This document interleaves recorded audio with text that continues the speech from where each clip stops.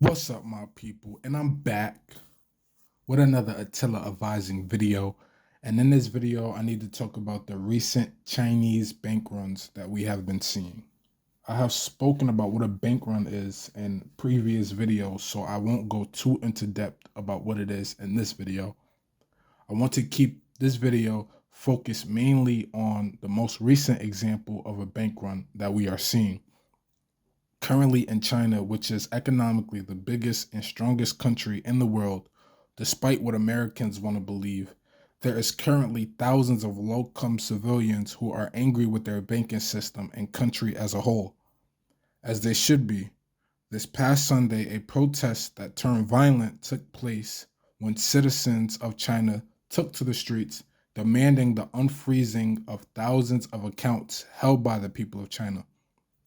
I'm not here to talk politics. I'm here to keep it strictly economical for my listeners. But we must ask ourselves if this is possible in China, the country that rivals us in almost every sector that we can think of. What stops the American government from doing the same? This crisis started on April 4th when small banks in China began to run out of cash.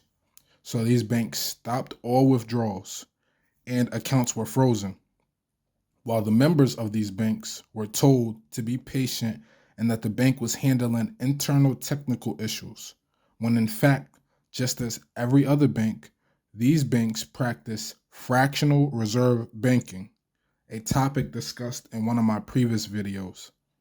Banks take your deposits and lend them to borrowers.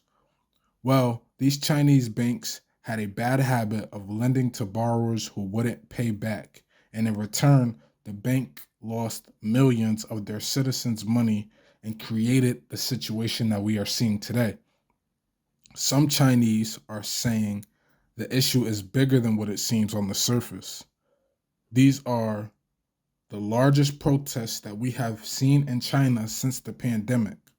Some believe that the Chinese central bank has a part to play in this scheme. Either way, as I stated before and I continue to preach, just like Robert Kiyosaki said, savers are losers. And if your life savings is in a bank and not invested into other assets, you run the risk of the same thing happening to you. There it is, people. Another Attila advising video where we have everything you need, like a corner store.